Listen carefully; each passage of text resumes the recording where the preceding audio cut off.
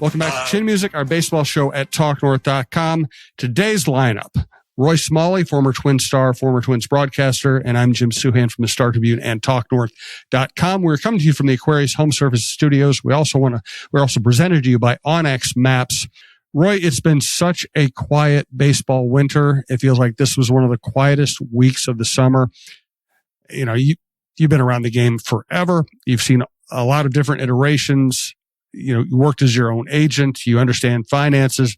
I just think baseball is really making a mistake by not being more interesting during the offseason. The NFL and the NBA are almost more interesting in the offseason than they are in the regular season, and their popularity continues to grow. Baseball, it's like they just give us nothing to talk about some weeks. Yeah, it's really strange, isn't it? There's a lot of activity that could be happening. There are a lot of good players out there that as free agents, some huge names. We did get Bregman going to the Cubs. That's fun news. Mm-hmm. And, you know, when I was a kid, there wasn't a whole lot of trading going on back in those days. You know, there was no free agency. Nobody was making too much money because the players were kind of held down by the reserve clause.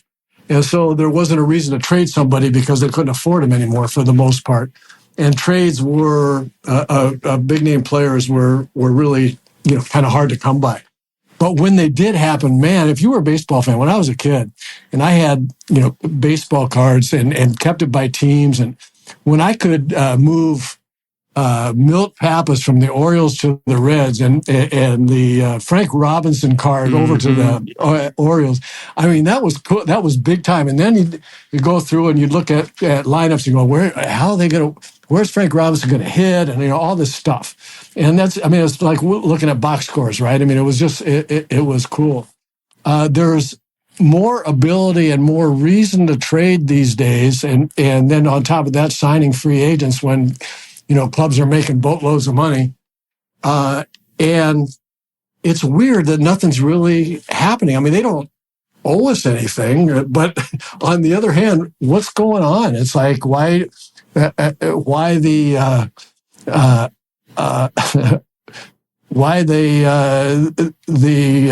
sour face? Baseball's fun here. You're making money. Let's improve your club. What's happening? Yeah, it feels like, I don't know. I feel like there are so many teams that don't want to spend money that they basically, like the Twins, they wait for February or March, hoping that a player basically gets desperate and is willing to sign for a lower amount of money. The team has more leverage the closer you get to the regular season. It just feels, and yeah, I wish there were more trades. You can't force trades, but there are things baseball could, as a collective, be more aggressive about signing free agents. But I think that's where the entire salary structure is. Like, I think in salary cap leagues, teams know they're going to spend a certain amount of money, and they also know that they're going to have to beat other teams to the best free agents, and they want to get things done quickly. And they also want to get things done quickly because then they know what they have to spend on the rest of the roster. It feels like baseball's the opposite. It's like, okay, this guy's pretty good.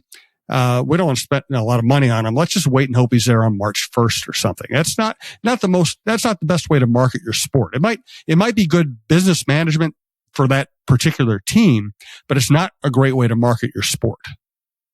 Yeah, the league as a whole can't market the sport on behalf of unwilling individual team, yeah. Right? I mean, that's what you're saying, and it's nobody's got it in mind. No individual club's got it in mind. Boy, I bet we can make people happy if we make this trade or sign that across baseball. Make people happy. But I do think that you're right about the salary structure. It's everything. And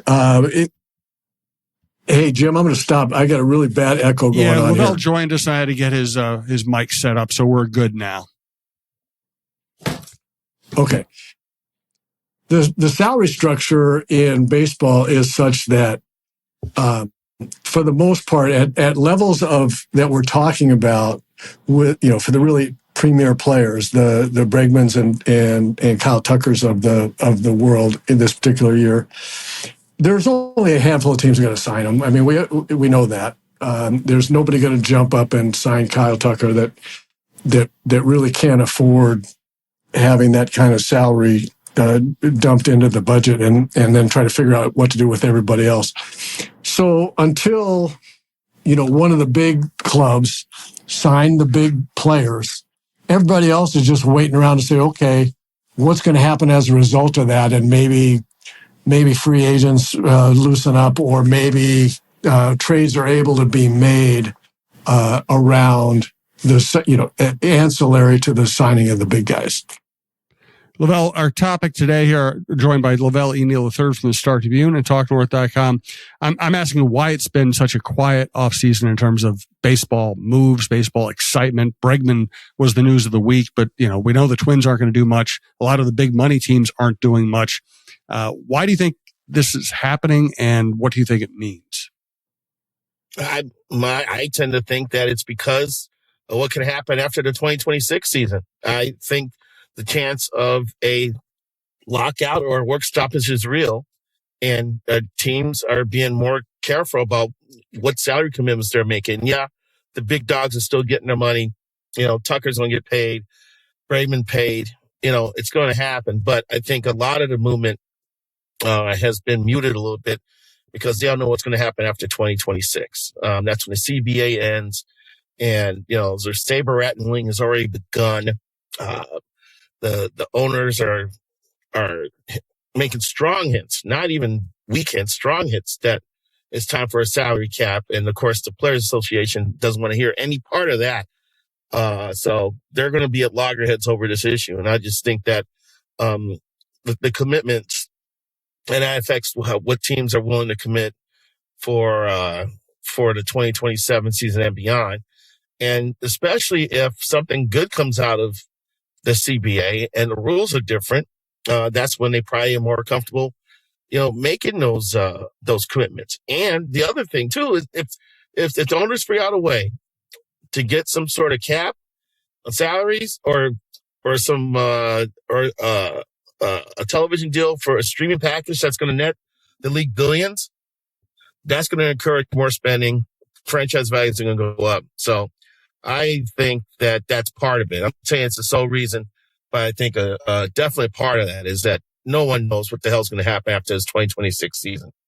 Hey, I've got a question for you guys. Speaking of everything you just said, LaVelle, you guys that would know better than I, what kinds of things are discussed in the collective bargaining agreement? I know what used to be discussed, but and it's not dissimilar. Now, I mean, the owners have always wanted a salary cap. I just wonder if, given the amount of money that is being made in the industry now, I wonder if there is some hybrid form of cap that could be acceptable, where,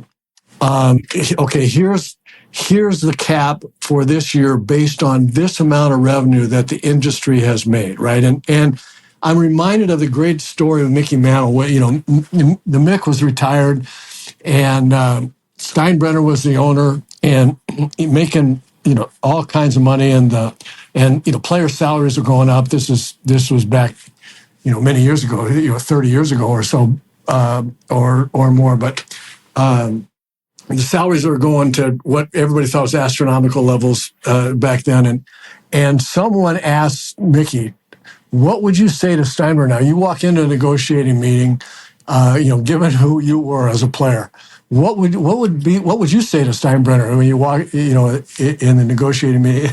And Mick said, I'd open the door and I'd walk in and I'd say, how are you doing, partner?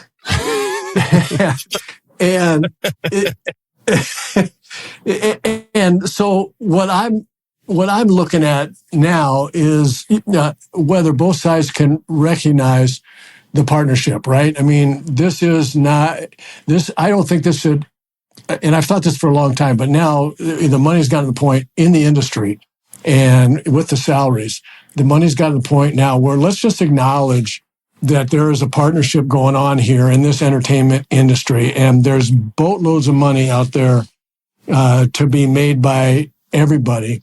So let's be absolutely honest about the amount of money that the amount of revenue the industry is taking in. Here's the salary cap for this year based on this amount of revenue. And we're going to look at the cap, and that's set in stone. That's a floor.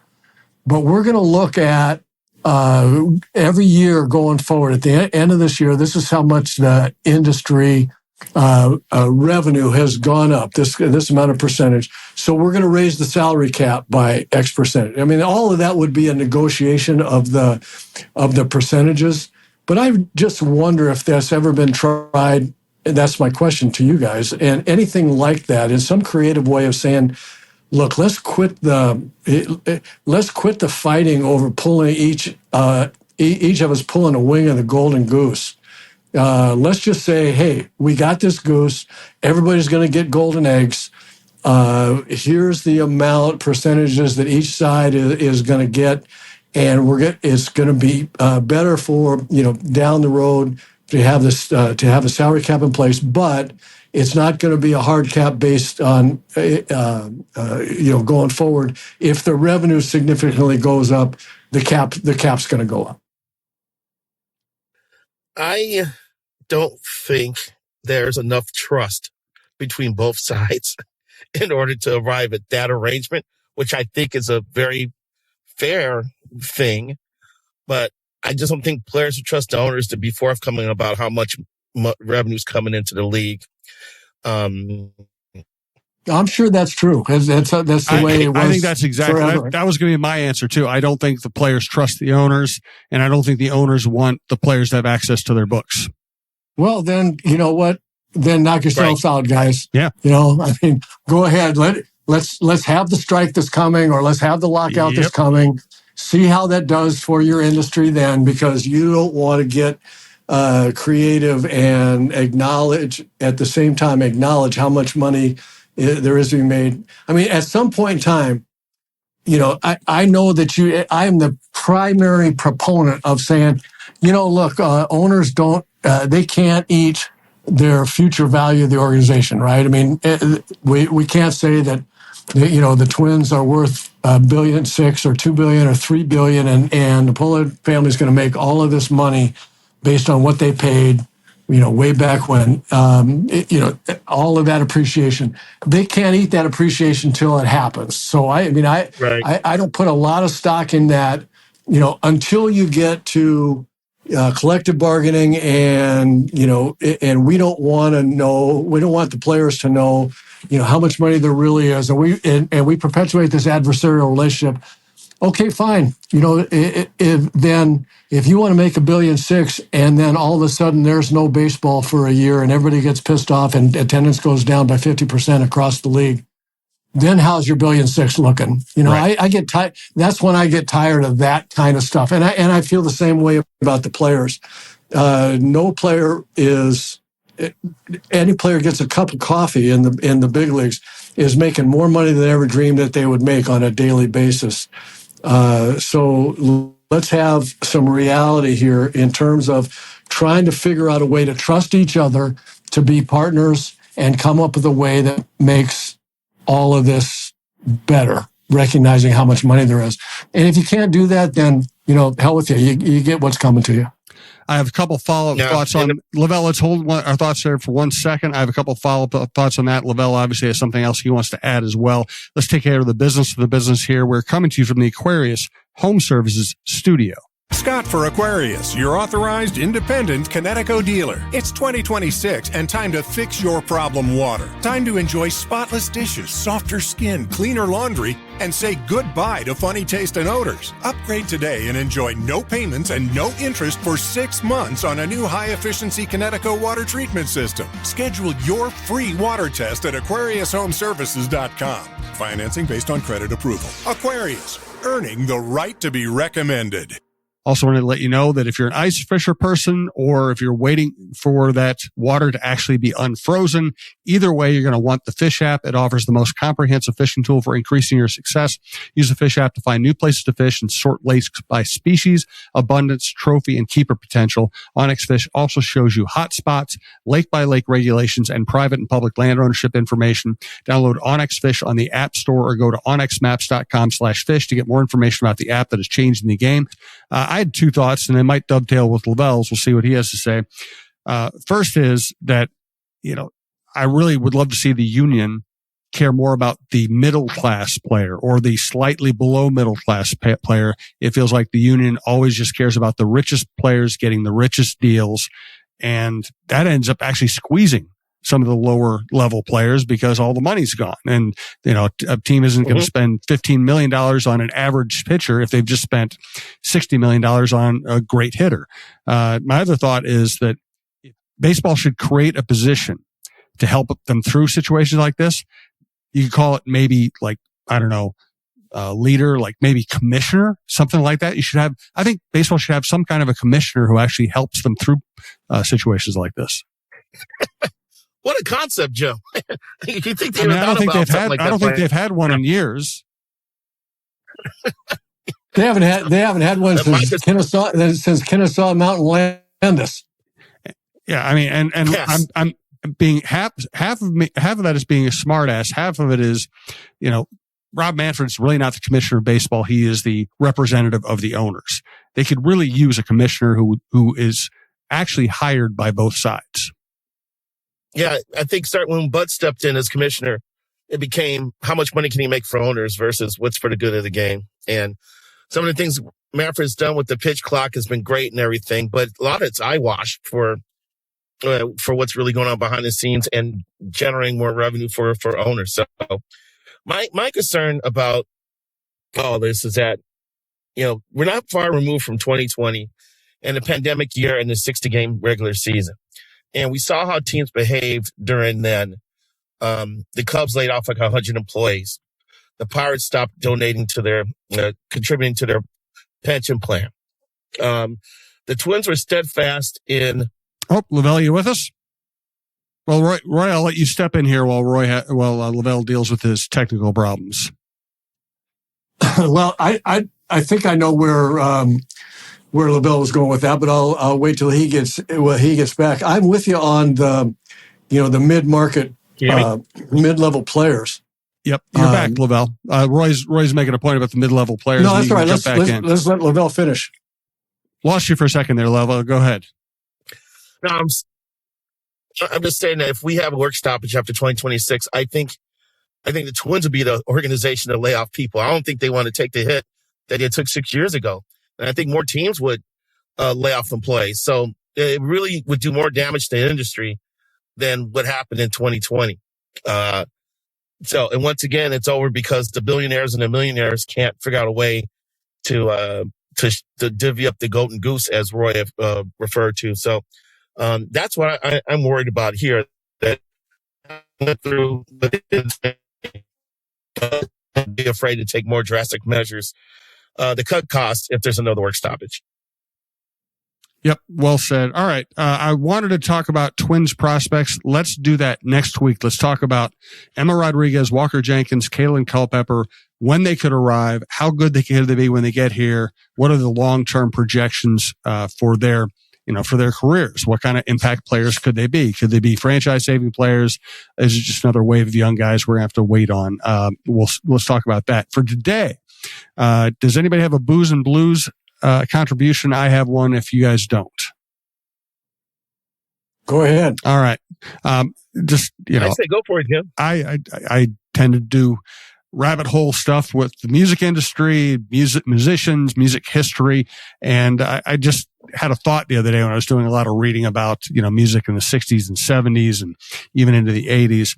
And it struck me that CCR and the band, two of the most original, influential, and popular music acts of all time, both broke up for the same reason, basically. And that is one member wrote the songs and told his band members that he was going to reap all the profits from having written those songs. And the band members all felt like it was a collective and that they should all profit in that. But it is the way it works. If you write the song and your name's on it, you have the legal rights to it, you get all the royalties. You get all the future earnings from that. The band that plays alongside does not. And that's one of the reasons you see so many American acts are individuals. John Mellencamp had great players playing with him, but it was his band and he got all the profits. Springsteen dumped the E Street Band at one point, and he sold his songwriting rights for $500 million. And I think he takes care of his bandmates, but they don't have any access to that. So, when John Fogerty basically made the point that, hey, I'm getting the songwriting credits here, and same thing with Robbie Robertson and the band, those bands did not last any longer. And it's really sad, but it's also exactly the way that business works. Out yesterday, 2 days ago, Sting just gave Summers and Copeland like $800,000 for royalties that they had agreed upon like 25, 30 years ago, but he hadn't paid them. Yep. That was for Every Breath You Take, I believe. Yep. And I know there's the list the songwriting thing is a big deal. There's a local band called Greasy Meal, which I've listened to for years. Oh yeah. A record it hit this time, but just one's the lead singer. All right, LaVelle, I just don't. You want credit for that, and so the remaining band members were not going to get as much as Julius got, and the band pretty much dissolved because of that. Yep, it happens all the time, and yes, Sting. It does appear like Sting was not paying out his share of the royalties to his bandmates. They sued him over it. I think they finally settled. And it just, there's just so much. If you, it's like I read someplace that Sting was making like $700,000 or $800,000 a year just on the royalties of one song, one Police song. That's great. $700,000 to $800,000 a year just continually because he wrote a song. So I guess the moral of the story is, LaVelle, we should have been songwriters. No kidding. And I saw the Police in concert my freshman year at the University of Illinois. They played at Assembly Hall, and UB40 opened for them. it was a hell of a concert. Yeah, no doubt about it. And repeat to bang the drum. I always bang that Rock and Roll 25th Anniversary Hall of Fame concert. One of the highlights is Sting playing with Stevie Wonder, doing Higher Ground and Roxanne as a mix-up. It's incredible. So I love it, but I don't know. It's just a fascinating insight to how things actually work in the music world. In an industry where a lot of people don't get paid. If you do get paid, you get paid ridiculous amounts for the rest of your life. No kidding. Yep, we should have been songwriters or screenplay writers. All right, well, let's go work on our screenplays. Thank you, gentlemen. I appreciate it. Next week, let's talk about Rodriguez, Jenkins, and Culpepper.